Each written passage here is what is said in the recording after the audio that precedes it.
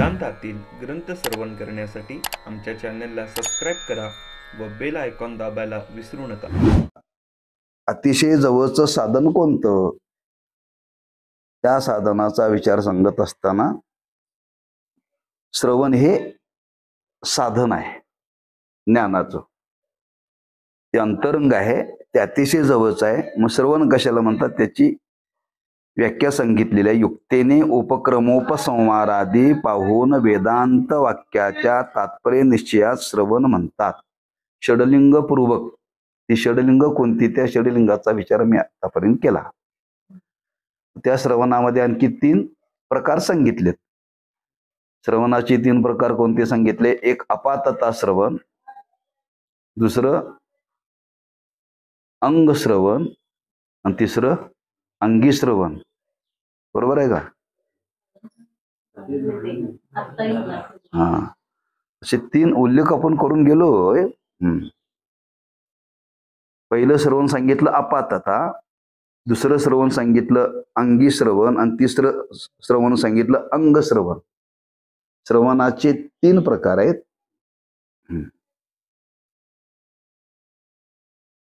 केवळ श्रवण एक शब्द ऐकून चालत नाही. त्या श्रवणामध्ये 3 प्रकार सांगितले. का 3 प्रकार सांगितले? का प्रकार करावे लागले? का खरंच प्रकार आहेत? श्रवण म्हटलं की कोणाच्या मनामध्ये असं शंका आली पाहिजे. बोलणाऱ्याच्या मुखातून येणारे शब्द आपल्या कानावरती पडावेत. कानावरती पडल्यानंतर त्याला ऐकायला येतच ना. ह्याला श्रवण म्हणतात ना. असं कोणी म्हणेल? लोक म्हणतात तुम्ही काय सांगितलं ते आम्ही ऐकलं म्हणजे श्रवण केलं. मग काय तुम्ही सांगितलं ते आम्ही श्रवण केलं. ते शब्द कानावरती पडले पण आत हृदयापर्यंत गेले. त्या श्रवणातून काही परिवर्तन घडत असेल तर त्याला श्रवण म्हणावं. त्या श्रवणातून काही परिवर्तन घडत असेल तर त्याला श्रवण म्हणावं. मुकणीवाले श्रवण करणारे माणसाचं मन बदलतं. मग ते चांगलं का वाईट पुन्हा त्यात विचार आहे ना. तुमचं ऐकूनच काही गोष्टीचा परिणाम मनावरती झाला. एक श्रीमंत मनुष्य होता आणि त्या श्रीमंत मनुष्याला वाटलं आपला एकुलता एक मुलगा आहे पण त्याला संस्कार नाहीत.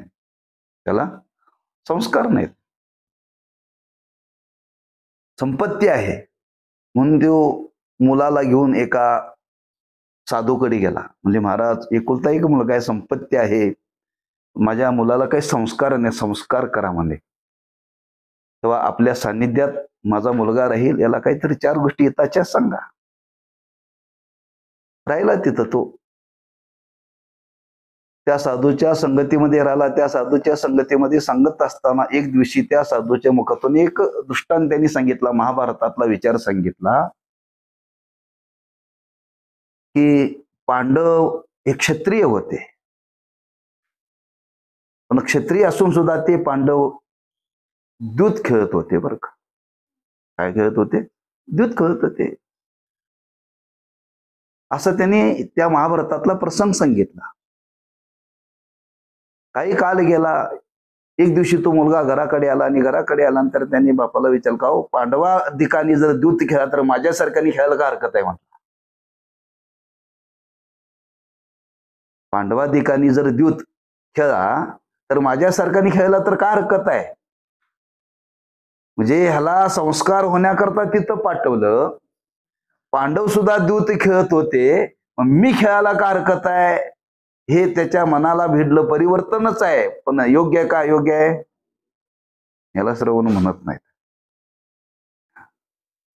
म्हणजे ते खेळत होते, मी खेळायला का हरकत आहे? ऐकण्यातूनच बदल झाला का नाही?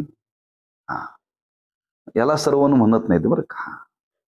किंवा श्रवणाचं वर्णन करताना आणखी वर्णन केले. श्रवणाचं वर्णन करताना बरेच लोक श्रवण करतात पण श्रवण करून त्यांच्या मनावरती काहीही परिणाम होत नाही. व्यवहारातली म्हण आहे, सोनाराने फुंकली नळे, इकडून तिकडे गेले वारे. जसं त्या फुंकणीमध्ये फुंकल्यानंतर, इकडून फुंकल्यानंतर तिकडून पलीकडे वाढत जातं, तसं माणसं इकडून ऐकतात आणि इकडून सोडून देतात. काहीच घेत नाहीत बरं का. म्हणून त्या श्रवणाचं वर्णन करताना 3 प्रकार करत असताना एकाने एक योजना केली बरं का. आणि ती योजना करत असताना अशी योजना केली, कसे श्रवण करणारे लोक आहेत. एका कलाकाराने 3 बाहुल्या तयार केल्या. 3 बाहुल्या तयार केल्या आणि तो बाजारामध्ये विकण्याकरता आला. आणि बाजारामध्ये विकण्याकरता आल्यानंतर दिसायला 3 बाहुल्या सारख्याच होत्या, पण 3 बाहुलीची किंमत भिन्न भिन्न होती. घेणाऱ्याने विचार करावा, 3 बाहुल्या दिसायला सारख्याच आहेत, एकानेच केलेल्या आहेत, पण 3ची किंमत भिन्न भिन्न का म्हणली. त्या कलाकाराने सांगितलं, हो, दिसायला 3 सारख्याच आहेत, पण प्रत्येकाची क्रिया मात्र भिन्न भिन्न आहे. प्रत्येकाची क्रिया मात्र भिन्न भिन्न आहे. तुम्हाला दाखवतो म्हणले, आणि याच्यावरून याचा दर आहे म्हणले. ही पहिली बाहुली आहे ना, त्या पहिल्या बाहुलीच्या कानामध्ये तार घातली ना, ती इकडून घातली की इकडून बाहेर पडते म्हणते. याची किंमत कमी आहे म्हणले. दुसरी बाहुली होती, तिच्या कानात घातली की ती तोंडातून बाहेर पडायची. आणि याची किंमत त्यापेक्षा थोडीशी ज्यादा आहे. आणि तिसरी बाहुली होती, ती कानात घातली की ती तार पोटात जायची, इकडूनही बाहेर येत नव्हती आणि तोंडातून बाहेर येत नव्हती बरं. म्हणजे 3 नंबरची बाहुली आहे ना, याची किंमत जास्त आहे. म्हणजे काय यातला फरक काय म्हणले, यातला फरक असा आहे म्हणले, काही समाजामध्ये लोक आहेत, इकडून ऐकतात आणि इकडून सोडतात म्हणले. त्यांच्या ऐकण्याला काहीच किंमत नाही. दुसरा एक वर्ग आहे, ऐकायचं आणि बडबड बडबड बोलून टाकायचं. ऐकायचं आणि नुसतं बडबड बड बोलायचं. तिसरा एक वर्ग आहे, तो ऐकतो, इकडून सोडत नाही, बोलत नाही, पण आत साठवतो. हे खरं श्रवण. बाहुल्या छोटे आहेत, पण त्यातून घेण्यासारखं आहे. म्हणजे ऐकणारे काही ऐकतात, सोडून देतात. ऐकणारे काय ऐकतात, फक्त बडबड करतात. पण एक अधिकारी वर्ग आहे, तो श्रवण करतो, पण श्रवण केलेलं पोटात साठवतो. पोटात साठवतो म्हणजे त्याचं मनन करतो, पुढील विचारतो श्रवणातून. म्हणून त्या श्रवणामध्ये 3 प्रकार केले. आणखी आपल्याला त्याचा थोडासा विचार असा करता येईल, 3 प्रकार का करावे लागले. प्रकाराचे 3 तुका म्हणे केले जन. या जगामध्ये 3 प्रकारचे लोक आहेत. 3 प्रकारचे लोक बरं का. इथं जात सांगितलेली नाही, जात सांगितलेली. 18 पगड जातीचे लोक आहेत, पण 18 पगड जातीमध्ये 3 प्रकारचे लोक आहेत प्रत्येक क्षेत्रामध्ये बरं का. 3 प्रकारचे लोक आहेत म्हणजे का 3 प्रकार का, हे जगतच त्रिगुणात्मक आहे. जगतच त्रिगुणात्मक आहे आणि जगतच त्रिगुणात्मक असल्यामुळं 3 प्रकारे झाले त्याच्यामध्ये, सात्विक, राजस आणि तामस, असे 3 प्रकार बरं का. म्हणून बऱ्याच ठिकाणी हा प्रकाराचा विचार मांडलेला आहे. त्याही प्रकाराचा इथं काही संबंध नाही आहे बरं का. कारण मनात शंका येईल, 3 प्रकारचं तुम्ही श्रवण सांगताय, मग या 3 प्रकाराच्या लोकांशी संबंध आहे का, नाही. मग 3 प्रकार आणखी कुठले आपण सांगितले, विचारात घेतले.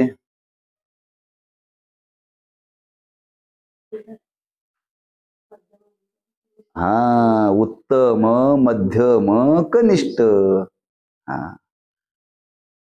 सांगितले ना. पुढचं पाठ, मागचं सपाट, याला पाठ म्हणत नाही. पाठ बरा बसायचा. अधिकाऱ्याचे 3 प्रकार सांगितले. मग अधिकाऱ्याचे 3 प्रकार सांगितले, त्या अधिकाऱ्याच्या संबंधाने हे श्रवणाचे 3 प्रकार आहेत का, त्याचाही इथं संबंध काही नाही. थोडा संबंध त्याचा लावता येईल. मग इथं 3 प्रकार सांगितले श्रवणाचे. का श्रवणाचे 3 प्रकार सांगितले, त्याचं कारण आहे, आज काही लोक ऐकत असताना समाजामध्ये कीर्तन, प्रवचन, पुराण असं जे ऐकलं जातं हे श्रवणच आहे. या श्रवणाला अपातता श्रवण म्हणतात. त्याला लोक म्हणतात, महाराज आम्ही श्रावण महिना 1 महिना पुराण ऐकतोय बरं का, 1 दिवस चुकवत नाही, म्हणजे श्रवण करतोय. हा, आम्ही सतत कीर्तन ऐकतोय, कुठलंही कीर्तन आम्ही कोणाचं सोडत नाही, ऐकतो सतत. प्रवचन ऐकतोय, नाही कुठं मंदिरात ऐकायला तर टीव्हीवरच ऐकतोय, टीव्हीवरचं नाही ऐकलं तर मोबाईलचं वरच ऐकतोय, पण आम्ही ऐकतोय बरं का. हे ऐकतोय हे अपातता श्रवण बरं का. असं अपातता श्रवण करणारे पुष्कळ लोक आहेत. अपातता श्रवण करणारे पुष्कळ लोक आहेत. त्याच्या पुढचा एक वर्ग आहे, तो गुरुमुखातूनच श्रवण करतो. अधिकारी गुरुमुखातूनच श्रवण करतो, आणि गुरुमुखातून श्रवण केल्यानंतर गुरूंच्या मुखातून बाहेर पडलेला शब्द त्याच्या कानाच्या द्वारे तो अंतःकरणापर्यंत जातो, आणि जसं गुरुनी उपदेश केला त्याप्रमाणे त्याच्या जीवनामध्ये तशी अवस्था प्राप्त होते. या श्रवणाला म्हणतात अंगी श्रवण. आणि 3रं श्रवण सांगितलेलं आहे की श्रवण करत असताना ऐकलं, गुरूंच्या मुखातून ऐकलं, शब्द कानापर्यंत आले, पण त्याच्यामध्ये काही संशय निर्माण झाले.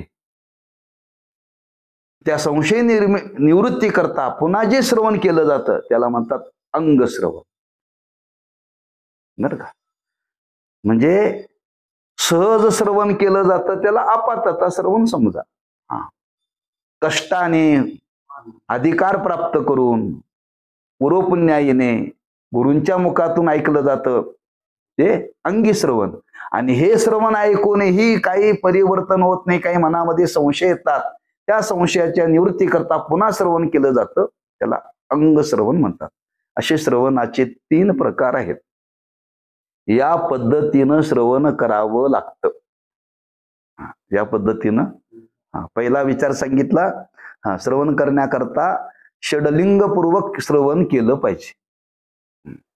म्हणजे सांगणाऱ्याच्या सांगण्यामध्ये एकवाक्यता पाहिजे, एकवाक्यता पाहिजे, तर ते खरं श्रवण बरं का. सांगणाऱ्याच्या सांगण्यामध्ये एकवाक्यता नसेल, विरोधाभास असेल, सिद्धांताला धरून जर सांगणं नसेल तर ते श्रवण नव्हे. असलं श्रवण माणसाने न केलेलं बरं. असलं श्रवण माणसाने न केलेलं बरं. मग आता ते षडलिंगपूर्वक श्रवण केलं पाहिजे. ते श्रवण करत असताना पहिला विचारित सांगणारा या पद्धतीनं सांगणार आहे बरं का, वक्ता. आणि तो सांगणारा वक्ता या पद्धतीनं सांगणार आहे. मग त्या तुम्ही कीर्तन ऐका, प्रवचन ऐका, पुराण ऐका, कथा ऐका, त्या अपातता श्रवणाचा जीवनामध्ये काय फायदा होतो? ऐकलं पाहिजे का? हो, ऐकलं पाहिजे बरं का. तर अपातता श्रवणाने आपल्या जीवनामध्ये परोक्ष ज्ञान होतं. काय ज्ञान होतं? ह्या जगतामध्ये देव आहे, त्याच्या सत्तेनं जग चाललेलं आहे. खाली पाताळ आहे, वरती स्वर्ग आहे. स्वर्गामध्ये इंद्राधिक देव आहेत. हे आपल्याला काही माहिती नाही, पण श्रवणातून कळालं. स्वर्ग नावाचा लोक आहे, पाताळ नावाचा लोक आहे. ह्या जगतातला व्यवहार चाललेला आहे, त्या जगतामध्ये देव आहे. असं जे ऐकून ज्ञान होतं याला म्हणतात परोक्ष ज्ञान. म्हणजे अपातता श्रवणाने आपल्या अंतःकरणावरती परोक्ष ज्ञानाचे संस्कार होतात. परोक्ष ज्ञानाचे संस्कार होतात. कितीतरी प्रसंग आहेत. देवाच्या अस्तित्वाचं ज्ञान माणसाला अपातता श्रवणातून होतं. म्हणून अपातता श्रवण केलेलं वाया जात नाही बरं का. जे कमीत कमी चांगल्या गोष्टीचं ज्ञान तरी माणसाला ऐकून व्हावं ना. काही ना काही त्याचं ज्ञानच नाही, संस्कारच नाही का. अपातता श्रवण सुद्धा त्यांच्या जीवनामध्ये घडलेलं नाहीये. आज तुम्ही पहा, श्रवण करणाऱ्यांची संख्या फार कमी आहे. श्रवण करणाऱ्यांची संख्या फार कमी आहे. आता तर काल बदलला आहेच. आता तर काल बदललेलाच आहे. कारण श्रवणामध्ये सहज प्रवृत्ती माणसाची होत नाही. म्हणजे अपातता श्रवण करण्याकरता सुद्धा मागचं काहीतरी संचित लागतं. संचित लागतं. आता आपण जे ऐकतोय हे अधिकारी आहे का? नाहीच आहे. आता जरी आपण हे शास्त्र ऐकत असलो तर हे ऐकणं म्हणजे अपातता श्रवणच आहे आपल्या जीवनामध्ये. ब्रह्म म्हणजे काय, जीव म्हणजे काय, जगत म्हणजे काय, जीवाचं आणि ब्रह्माचं ऐक्य आहे, जगत मिथ्य आहे, ऐकून हे आपल्याला कळालं. ऐकून हे आपल्याला कळालं. याची पुढची पायरी आपली नाही आहे. आपण या पहिल्या पायरीतच आहोत. म्हणजे याच्या अगोदर आम्हाला काही माहिती नव्हतं. ब्रह्म ब्रह्म ब्रह्म म्हणजे काय माहिती ना. ब्रह्म काहीतरी म्हणतात, कीर्तनात असं कधी ऐकलं होतं, पण ब्रह्म म्हणजे काय माहितीच नाही. जीव जीव आहे, जीव तो मरत नाही म्हणतात, जीव आहे असं म्हटलं, पण त्याचंही काय स्वरूप माहिती नव्हतं. जग आहे जग आहे म्हणतात, हे डोळ्याला दिसतं म्हणतात, पण खरं त्या जगाचं स्वरूप काय माहिती नव्हतं. पण ऐकून संस्कार झाले. काय संस्कार झाले? ब्रह्म सत्य आहे, जगत मिथ्य आहे, जीव आणि ब्रह्म यांच्यामध्ये भेद नाही. हे ऐकून ज्ञान झालं, अंतःकरणावरती संस्कार झाले. हे ऐकलेले संस्कार वाया जाणार नाहीत. हे परोक्ष ज्ञान आहे. हे परोक्ष ज्ञान बरं का. म्हणून श्रवण करावं, कळो अगर न कळो, कमीत कमी संस्कार तरी होतात ना. संस्कार तरी होतात. आम्ही सांगतो समाजाला, तुम्ही लहान मुलांना कीर्तन प्रवचनाला घेऊन येत जा. आता ते आल्यानंतर तिथं दंगा करतात, उड्या मारतात, रडतात, कीर्तनाला विक्षेप होतो. हा भाग आहे बरं का. म्हणून काही काही कीर्तनकार रागवतात, मुलाला आणू नका, मुलांना आणू नका. मी त्यातला तुम्हाला युक्तिवाद सांगतो. याच्या अगोदर कीर्तनात मुलं रडत होती, आता कीर्तनात मोबाईल रडतोय ना. कोणाची रिंगच वाजते, कोणाचं कायच वाजते की काय, दोन्हीत काय फरक आहे हो? मग लोकांना सांगावं लागतंय मोबाईल आणू नका, आणा पण सायलेंट ठेवा.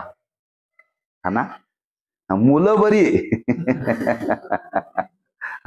पण मोबाईल रिंग आली की माणसं कोणाचा फोन आहे काय महाराज सांगते बघत नाही, कोणाचा फोन आहे बघून माणसं उठून जातात. मग ती मूल सुद्धा फार रडलं तर ते बाहेर उठून नेतच की नाही. मोबाईल नेतं, मूल नेतं, दोन्हीत काय फरक आहे? मोबाईल जड आहे, पण त्या मुलावरती काहीतरी संस्कार होतील. ते मोठं झाल्यानंतर सांगेल, मी जात होतो कीर्तन ऐकायला, कीर्तनात गेलो की मी रडायचो, रडल्यानंतर मला आई मारायची. एवढी तरी त्याला जाणीव होईल का नाही? म्हणजे मी जात होतो, पूर्वी जात होतो, झोपत होतो, रडत होतो, मला मारत होते, मी ऐकत नव्हतो. एवढे तरी संस्कार त्याला, मी बालपणी कीर्तन ऐकायला जात होतो, एवढे तरी संस्कार होतात का नाही? ते मी पुढं काय ऐकायला गेलो नाही, पण लहानमध्ये म्हणजे ऐकायला मी जात होतो. कीर्तन म्हणजे काय थोडं मला माहिती आहे, म्हणजे संस्कार झाले का नाही? असे जे श्रवणातून संस्कार होतात त्याला परोक्ष ज्ञान म्हणतात बरं का. परोक्ष ज्ञान हे अपातता श्रवणातून घडतं. मग एकदा अपातता श्रवणातून परोक्ष ज्ञान झालं, खरंच जगत हे मिथ्य आहे, ब्रह्म सत्य आहे, जीव आणि ब्रह्म याच्यामध्ये भेद नाही, असं ऐकलं खरंच ऐका असं एकदा जाणून घ्यावं, पुढची इच्छा निर्माण होते. हा, पुढची इच्छा. हा, ते झालेलं खरंच ऐकलंय. ब्रह्मसत्य म्हणतात, जगत मिथ्या म्हणतात, जीव आणि ब्रह्म याच्यामध्ये भेद नाही म्हणतात. हे ऐकलंय पण निश्चय होत नाही. निश्चय होत नाही. मग ते निश्चय होण्याकरता पुढचं श्रवण करावं लागेल. पुढचं श्रवण करावं लागेल. ते कोणतं? अंगी श्रवण. आणि अंगी श्रवण करायचं म्हणजे ते करत असताना सांगणारा श्रोत्रिय पाहिजे. सांगणारा श्रोत्रिय पाहिजे. श्रोत्रिय, ब्रह्मनिष्ठ आणि कृपाळू पाहिजे. या लक्षणाने तो संपन्न पाहिजे. आणि ते ऐकण्याकरता, तो निश्चय होण्याकरता ऐकणाऱ्याचा अधिकार पाहिजे. साधन चतुष्टय संपन्न पाहिजे. हा, आपातता श्रवण करण्याकरता अधिकार लागत नाही. तो साधन चतुष्टयच पाहिजे असं काही नाही आहे. हा, पण साधन चतुष्टय असेल तर त्याच्या मनावरती बिंबत. हा, त्याची पुढची पायरी निर्माण होते, लक्षात ठेवा. म्हणून ती पुढचं श्रवण घडलं पाहिजे. ते गुरुमुखातून ऐकलं पाहिजे.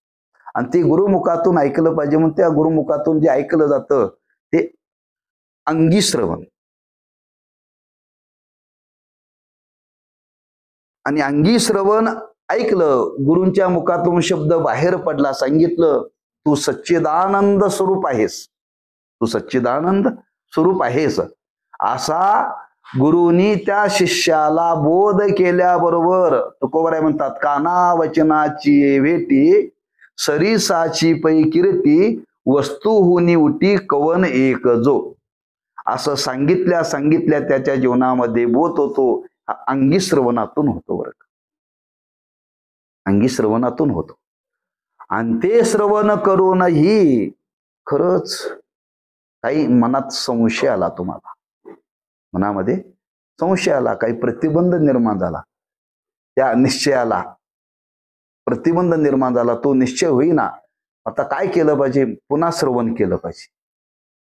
आलेले दोष, आलेले संदेह, ते संदेह घालवण्याकरता त्याच्यानंतर पुन्हा जे श्रवण केलं पाहिजे त्याला म्हणतात अंग श्रवण. असे श्रवणाचे 3 प्रकार सांगितलेत.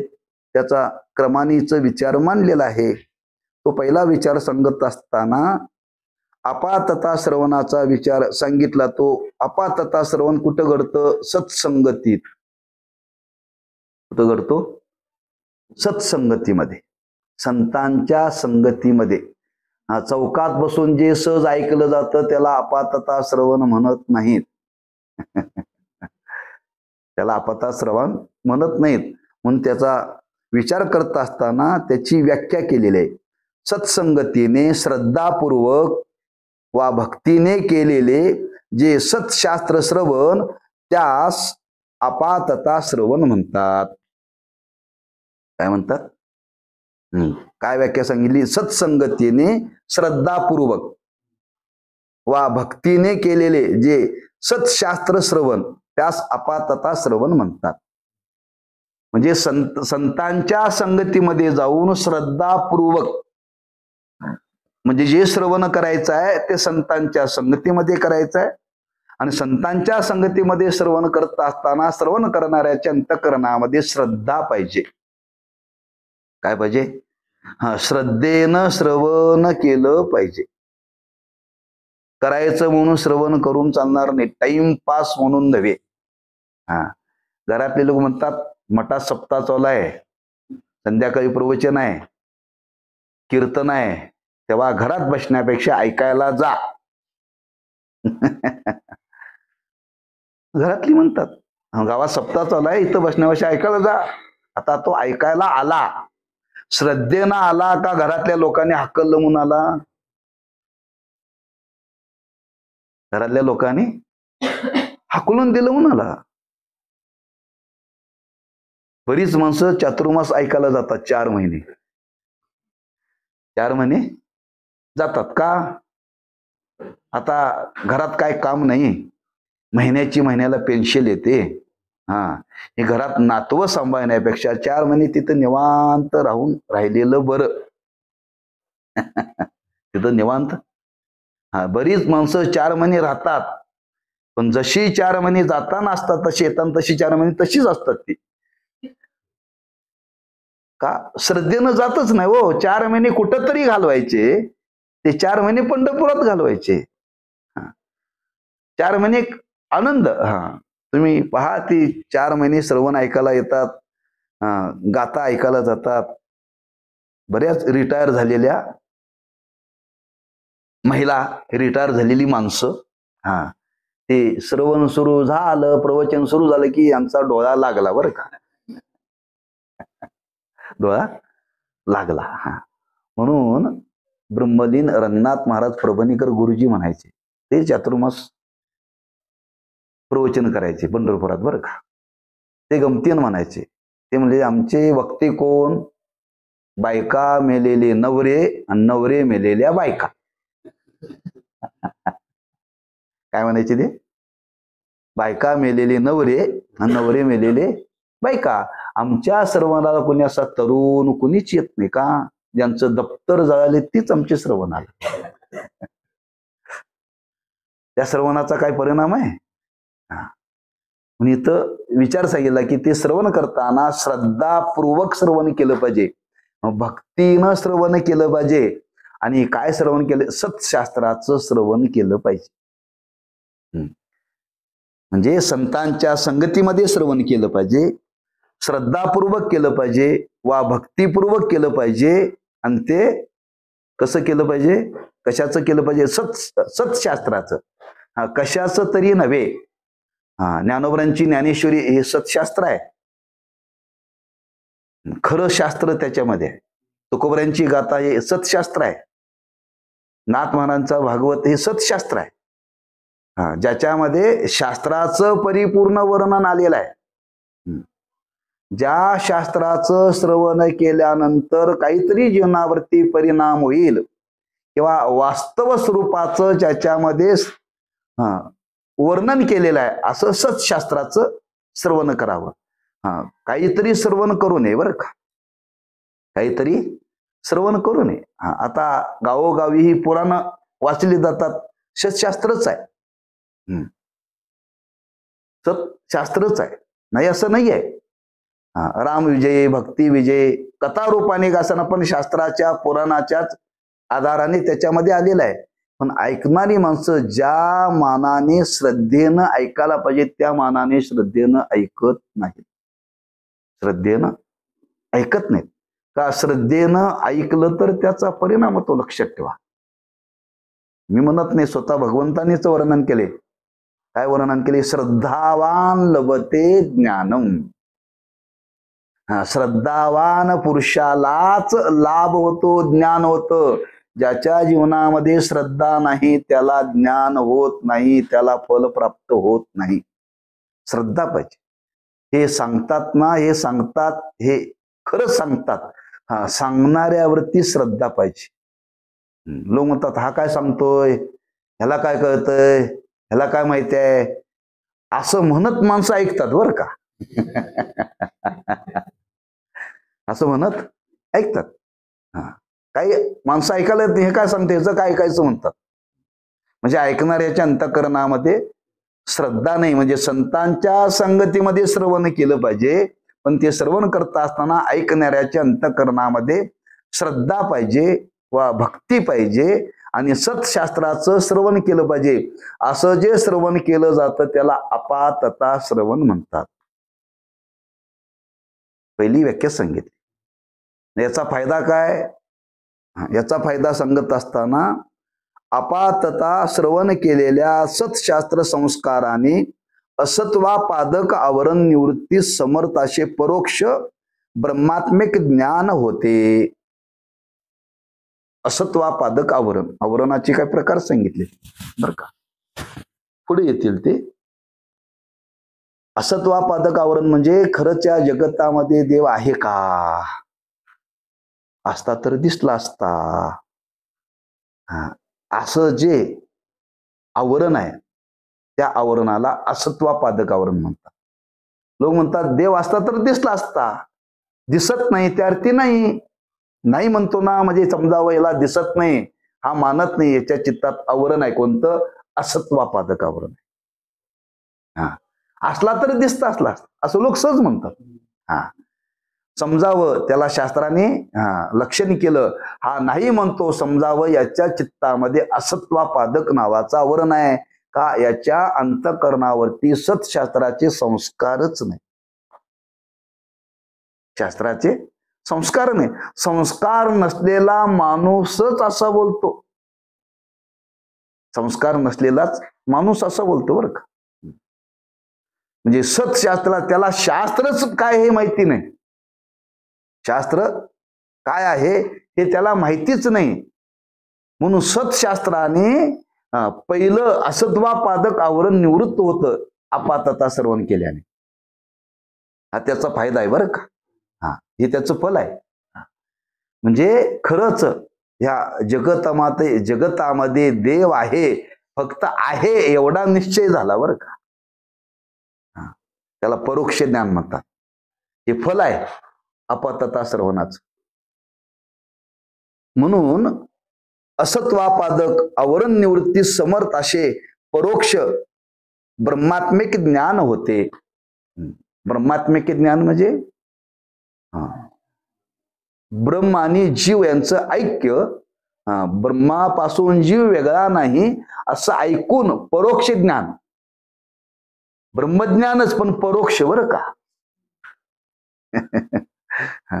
हे ब्रह्मज्ञानच आहे पण परोक्ष ऐकून असा निश्चय होतो या श्रवणाने. म्हणजे हा फायदा आहे त्याचा. याच्या अगोदर आपल्याला हे ज्ञान नव्हतं, पण हे ज्ञान या श्रवणातून झालं. अशा या श्रवणापूर्वी जीव ब्रह्मरूप असणे अगर होणे असंभवने आहे असे जे वाटत असते ते या आपातता श्रवणानंतर वाटत नाही. काय लक्षात आलं का? सोपं सांगितलं की श्रवणापूर्वी, आपातता श्रवण करण्याच्या पूर्वी जीव ब्रह्मरूप आहे असं सांगितलं होतं, पण ते मला काय पटत नव्हतं. शक्यच नाही. जीव कुठं आणि ते ब्रह्म कुठं. ब्रह्म कोणी पाहिले काय? जीव तर हा चालता बोलताय, त्याला तर सगळं करावं लागतं. त्या ब्रह्माला तर काय करावं लागत नाही. आणि ते ब्रह्म आणि जीव एक आहे हे आपल्याला का पटत नाही. हे आपल्याला काय पटत नाही. असं जे पटत नव्हतं आता ते पटायला लागलं बरं का. हे आपातता श्रवणातून घडलं. म्हणजे याच्या अगोदर ते त्याला मान्यच होत नव्हतं. असं असणं शक्यच नाही, असंभवनीय आहे म्हणलं. काय असंभवनीय आहे. जीव कुठं ब्रह्मरूप असतो का? आणि असता तर तो मेला असता का? ब्रह्म कुठं मरतोय का? जीव तर मरतोय. हे आतापर्यंत असं मला वाटत होतं, पण या आपातता श्रवणातून मला कळालं खरंच जीव ब्रह्मरूप आहे. असंभवनीय आहे असं जे वाटत होतं ते आता वाटत होतं. ती शंका माझ्या मनातून निघून गेली बरं का. काही लोक पूर्वजन्म पुनर्जन्म मानत नाहीत. म्हणतात आम्हाला पटत नाही. समजावं याच्यावरती सत्शास्त्र श्रवणाचा संस्कार नाही. बरेच लोक आहेत पूर्वजन्म पुनर्जन्म मानत नाही. ते मानतच नाही म्हणतात. मग ह्या सत्शास्त्र श्रवणाने त्याला कळालं पूर्वजन्म आहे पुनर्जन्म आहे. मी मानत नव्हतो, आता मानायला लागलो. म्हणजे परोक्ष ज्ञान झालं.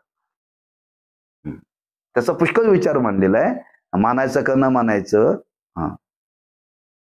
पटवून दिलं जातं व्यवहारामध्ये. तो आता विषय नाही, आपल्याला सांगत नाही बरं का. पण मी मानत नव्हतो, पण आता मानायला लागलो. माझा तसा निश्चय झाला. याच्या पूर्वी मी मानत नव्हतो. म्हणून जीव ब्रह्मरूप असणे अगर होणे असंभवने आहे असे जे वाटत असते ते या आपातता श्रवणानंतर वाटत नाही. तर जीव ब्रह्मरूप असणे संभवनीय आहे असे वाटते, किंवा तसा अभेद संभवनीय असल्याचा निश्चयही होतो. निश्चय झाला. जीव परब्रह्मापासून वेगळा नाही. फक्त निश्चय झाला म्हणजे परोक्ष ज्ञान झालं. अनुभव आलेला नाही. अनुभवाचा आणि या ज्ञानाचा काही संबंध नाही. कमीत कमी पहिल्यांदा प्रत्येकाच्या जीवनामध्ये परोक्ष ज्ञान झाले पाहिजे. परोक्ष ज्ञान झाल्याशिवाय तुम्हाला पुढचं ज्ञान होत नाही. ज्ञान होत नाही. ज्याला परोक्ष ज्ञानाचा संस्कारच नाही, त्याला अपरोक्ष ज्ञानाचा संबंध जीवनामध्ये येणं शक्यच नाही. मग कुणी म्हणेल एखाद्याला असं होतंय, समजावं मागच्या जन्मामध्ये परोक्ष ज्ञान झाले त्याला. मागच्या जन्मामध्ये परोक्ष ज्ञान झाले. उपजताची ज्ञानी. जन्माला येताना ब्रह्मज्ञान घेऊनच आलाय. कसं काय? त्याची मागची, त्याच्या पूर्वीची साधना मागच्या जन्मात घडल्या. मागच्या जन्मात घडल्या. परोक्ष ज्ञानाशिवाय अपरोक्ष होत नाही. हे कसे काय जन्माला ज्ञानी म्हणून आले? मागं घडलंय ते काय, मागचं ते घडलेलं आहे. म्हणजे मागच्या जीवनामध्ये तेवढी साधना झालेली आहे. आता राहिलेली साधना त्याच्या पुढची, बरं का, अशी संगती शास्त्रानं लावलेली आहे. मग कोणी म्हणेल तुम्ही सांगताय त्याला परोक्ष ज्ञान नाही, एकदम अपरोक्ष कसं काय झालं? तर त्याच्या पूर्वीचं हे मानावं लागतं, तर त्याची संगती लागते.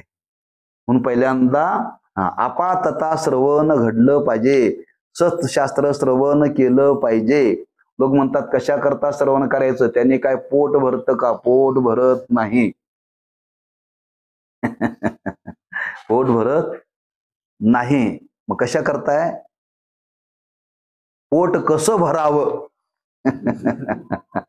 पोट कसं भरावं, पोट कशा करता भरावं, याचं ज्ञान माणसाला पाहिजे ना. याचं ज्ञान माणसाला पाहिजे की. मी कधी घडेल? तुम्ही जर आपातता श्रवण कराल तर तुम्हाला खरंच हे काहीतरी आपण ऐकलं पाहिजे. हे ऐकण्याकरता वेळ दिला पाहिजे. किती किती किती राबायचं, किती मिळवायचं. अरे याच्या अगोदर म्हणत होता नो टाइम, आणि आता म्हणतो थोडस ऐकलं पाहिजे. म्हणजे आता तुला पोटाचं कळायला लागलं. आता तुला पोटाचं काय लागलं. ऐकून पोट भरत नाहीये, लक्षात ठेवा. पण पोट कसं भरावं याचं तरी ज्ञान होतं का? म्हणजे याची गरज आहे, या ज्ञानाची गरज आहे. एवढा तरी संस्कार आज प्रत्येकाच्या जीवनामध्ये झाला पाहिजे. आणि तो होण्याकरता म्हणून कमीत कमी माणसाने श्रवणात प्रवृत्त झालं पाहिजे, बरं का. प्रवचन कीर्तन तुम्ही ऐकत जा. कशा करता ऐकायचं?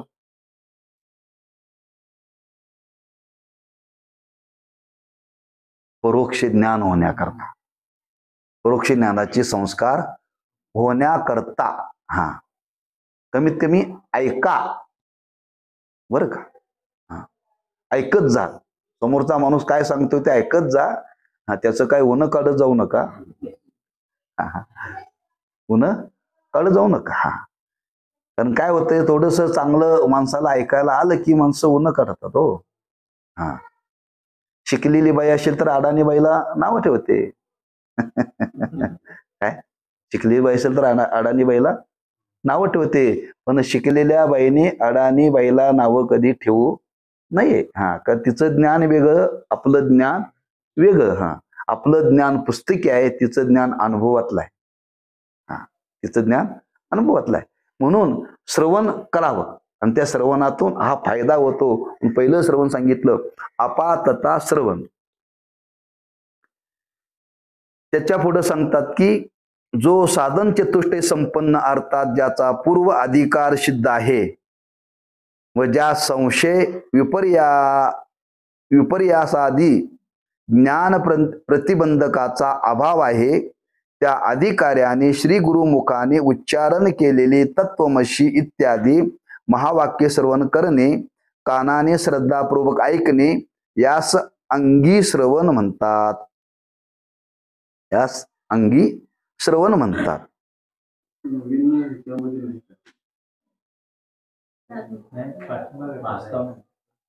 प्रस्तावनेमध्ये मागचं 16 पान काढा प्रस्तावनेतलं, तरी लवकर तुम्हाला आठवलं, कळालं. जेवण निम्म झाल्यानंतर कळालं भातात मीठ नाही.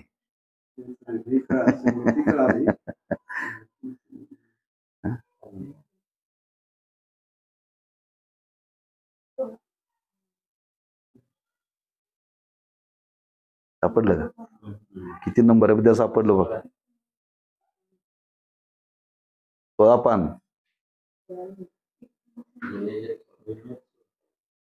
उजव्या बाजूला आहे 16 पानावरती. त्यात किती आहे? हा मग आहे ना. तर नवीन आल्यामुळे 20 जुनं 16 आहे का?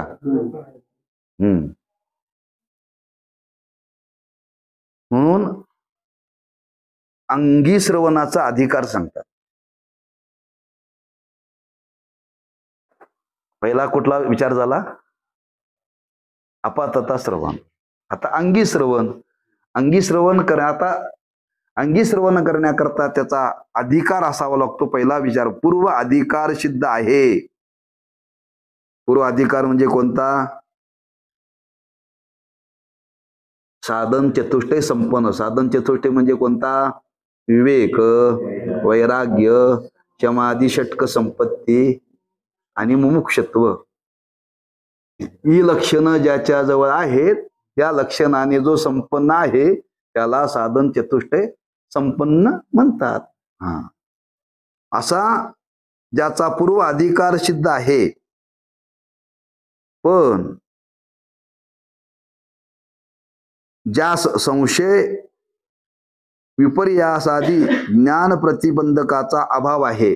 काही ज्ञानाला प्रतिबंध करणारे काही संशय सांगितले. त्या संशयाचे काय प्रकार आहे म्हणून संशय विपर्यासादी इत्यादी असा शब्द आहे बरं का. ते पुढे येणार आहे बरं का. म्हणून त्याचा विस्तार मी आता सांगत नाही. त्या ज्ञानाला प्रतिबंध करणारे काही संशय आहेत. ते संशय त्याच्या अंतःकरणामध्ये नाहीत बरं का. संशयाचा संशय ज्ञानाला प्रतिबंध करतात. संशय हे ज्ञानाला प्रतिबंध करतात. असे प्रतिबंध करणारे संशय ज्याच्या चित्तात नाहीत असा अधिकारी म्हणजे पूर्व अधिकार संपन्न असून ज्ञानाला प्रतिबंध करणारे काही संशयाचे प्रकार आहेत. ते त्या संशयाचा अभाव आहे म्हणजे त्याच्या चित्तात ते संशय नाहीत. अभाव आहे त्या अधिकाऱ्याने असा. पूर्ण अधिकारी त्याला संशय नाही. हो पण काही काही अधिकाऱ्याला संशय येतात ना. याच्या पुढे येणार आहे ते विचार आता. साधन चतुष्टय संपन्न जरी असला तरी त्याला काही संशय असतातच. पण असा एक अधिकारी आहे तो साधन चतुष्टय संपन्न आहे. संपन्न असून सुद्धा त्याच्या चित्तात ज्ञानाला प्रतिबंध करणारे कोणतेच संशय त्याच्या जीवनामध्ये नाही. अधिकार संपन्न आहे पण ज्ञानाला प्रतिबंध करणारा जर तुमच्या मनामध्ये संशय असेल तर तरी ज्ञान होत नाही. अधिकार असून सुद्धा. म्हणजे असं होऊ शकतं का की तो अधिकारी असेल तरच त्याला ते श्रवण होणार? हो. मग तो अधिकारी असताना मग संशय जर आला तर? हो अजून अधिकारामध्ये थोडं सगुण आहे. म्हणजे जोपर्यंत संशय येतो तोपर्यंत अधिकार पूर्ण नाही असा होतो. हो ते संशय निवृत्त करण्याकरता प्रवृत्त व्हावं लागतं पुन्हा. आता तुम्हाला सरकारने लायसन दिले गाडी चालवण्याकरता. म्हणजे काय दिलं? अधिकार दिला. काय दिला? अधिकार दिला. तुम्ही गाडी चालवायला बसले, तुम्हाला अधिकार दिला का नाही? गाडीच चालू होईना.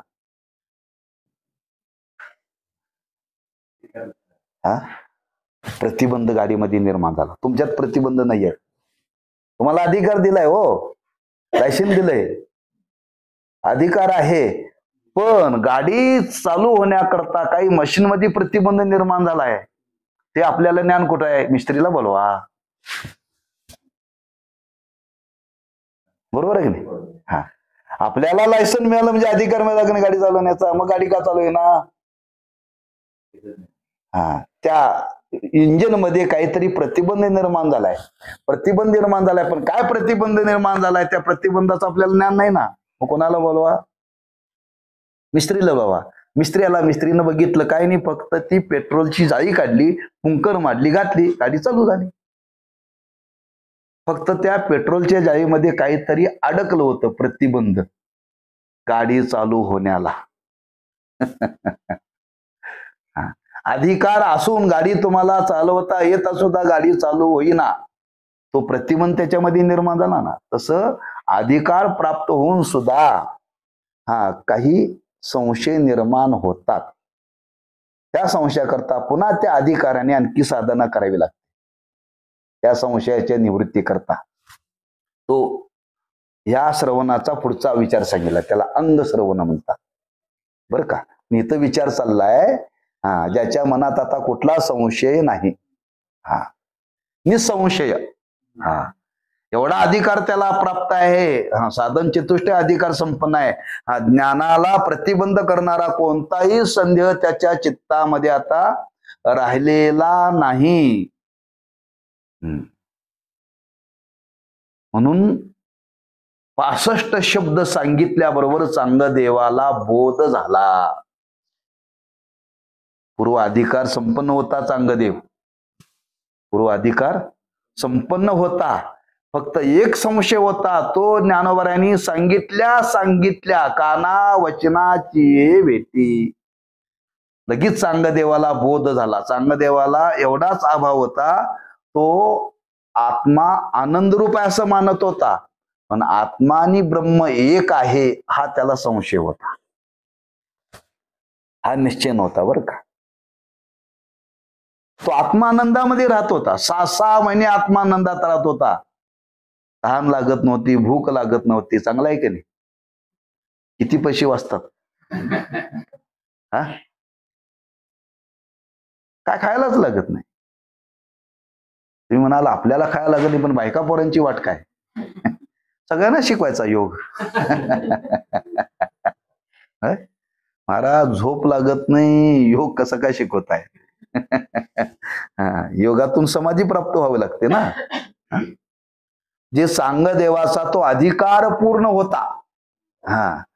आणि चांगदेवाला ज्ञानदेवानी बोध केला. बोध केल्याबरोबर चांगदेव म्हटला आजी जन्मा आलो, गुरुपुत्र झालो, मुक्ताईचा मी कृतार्थ झालो. हे जे श्रवण चांगदेवाला घडलं, कोणतं घडलं? अंगी श्रवण. त्याला बोधच झाला, त्या बोधाला प्राप्त झाला. त्याच्या मनात कुठलाही प्रतिबंध शिल्लक राहिलेला नव्हता.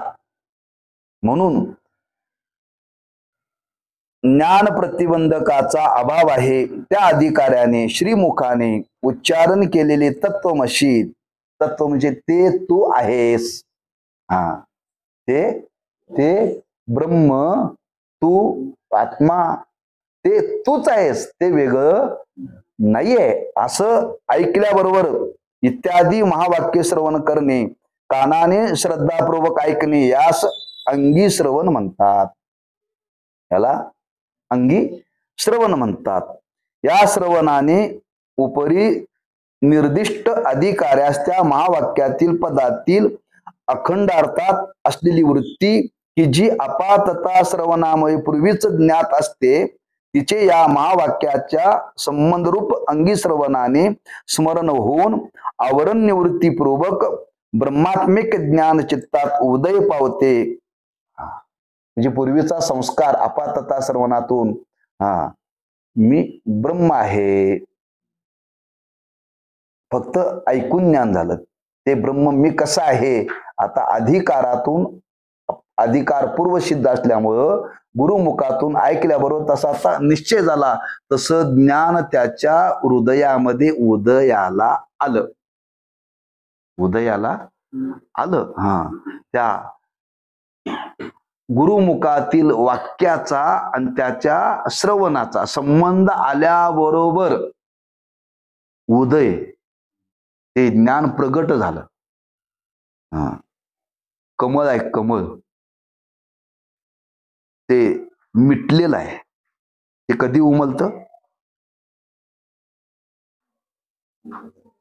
सूर्याचा प्रकाश आला, सूर्याच्या प्रकाशाचा संबंध त्या कमळाला आला की ते उमलतं बरं का. सूर्याचा उदय झाल्याबरोबर ते कमळ उमलतंय. त्याला काही करावं लागत नाही. त्याला काही हेच 16व्या अध्यायामध्ये वर्णन केले, विस्ताराने केले. 16व्या अध्यायामध्ये मंगलचरण सांगितले. मावळवीत विश्वावासू उदयला नवल चंडांशू आद्वया बीजन विकासू वंदू आता. आद्वया बीज म्हणजे आद्वय रूपी कमळ, सद्गुरु रूपी सूर्य उदयाला आल्याबरोबर ते उमललं. रूपक केले. ते कमळ कुठं आहे? हृदयात आहे. पण ह्या कमळाला कुठला सूर्याचा प्रकाश लागला पाहिजे? ज्ञानरूपी सूर्य उदयाला आला पाहिजे. ज्ञानरूपी सूर्याचा उदय झाला की अद्वै रूपी कमल उमलत, असं रूपक केले ज्ञानेश्वर महाराज. ती चित्त वर्णन करतात. असा सांगणारा क्षत्रिय ब्रह्मनिष्ठ कृपाळू आणि ऐकणारा साधक, साधन चतुष्टय संपन्न, त्याच्या जीवनामध्ये कुठला संशय राहिलेला नाही.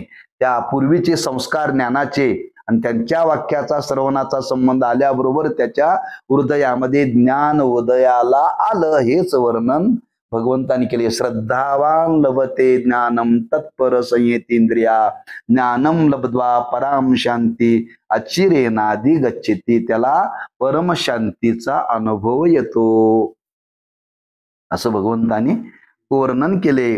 म्हणून जो श्रद्धावान आहे, संयतेंद्रिय असून श्री गुरूंच्या उपासनेत तत्पर आहे, त्या अधिकारास ज्ञान प्राप्त होते. ज्ञान प्राप्तीनंतर तो परमशांतिमय मोक्षात अतिशीघ्र प्राप्त होतो. या श्रवणाला साधकाच्या पक्षी अत्यंत महत्व आहे.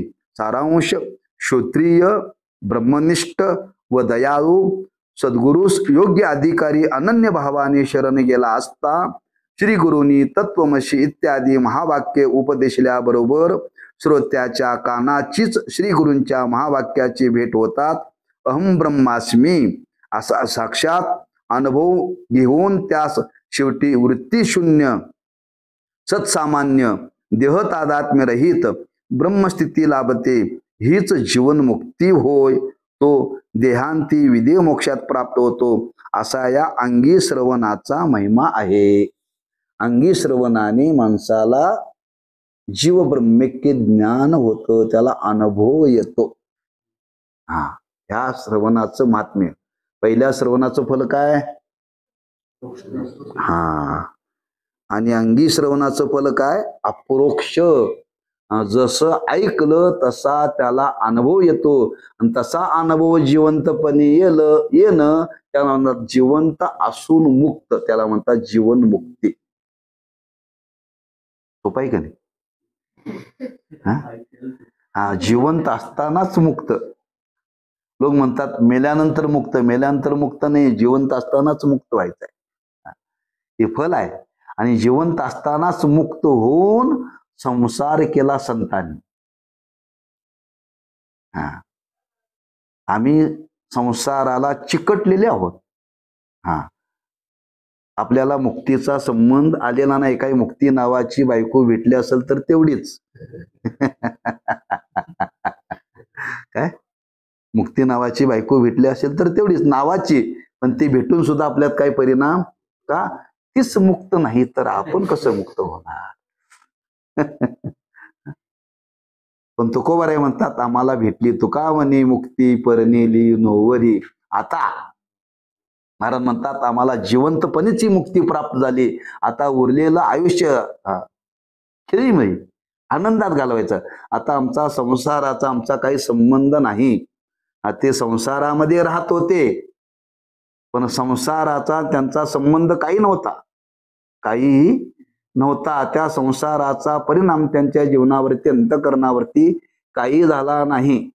एकदा मुक्त झाल्यानंतर तुम्ही किती जरी संसार केला तरी त्या संसाराचा परिणाम अंतःकरणावरती होत नाही बरं का. हे फल प्राप्त होतं कशाने? अंगी श्रवणाने. जे श्रवणाचं फल सांगितलं. श्रवण कशाला म्हणतात तिथून आपण निघालोय बरं का. कशाला तरी श्रवण म्हणत नाही. दोघं तासभर गप्पा मारणं म्हणजे श्रवण नव्हे. म्हणून परवा एकाने सांगितलं, अलीकडे गप्पा मारणाऱ्यांची संख्या वाढल्या. कीर्तनकार म्हणजे गप्पा मारणारे, असे एकाने व्याख्या केली. बरं का, एकाने कीर्तनकारानेच व्याख्या केली. हे सगळे गप्पा मारणारेच लोक आहेत का? सांगणाऱ्यात काही बदल नाही आणि ऐकणाऱ्यात पण काही बदल नाही. गप्पा मारलं म्हणजे काय म्हणतात, गप्पा मारलो, तास कसा गेला कळाला नाही. कीर्तनाची तीच अवस्था निर्माण झाली.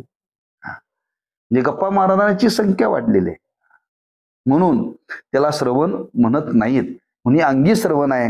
आणि त्याच्या पुढे वर्णन करतात, पण ज्याचा पूर्व उत्तम अधिकार सिद्ध नसेल, मात्र महावाक्य श्रवणानंतर संशयादी भ्रमाधिकाचा प्रतिबंध असल्यामुळे तत्वमस्यादी महावाक्य श्रवण करूनही त्यास साक्षात्कारात्मक ब्रह्मात्मिक ज्ञान होत नाही.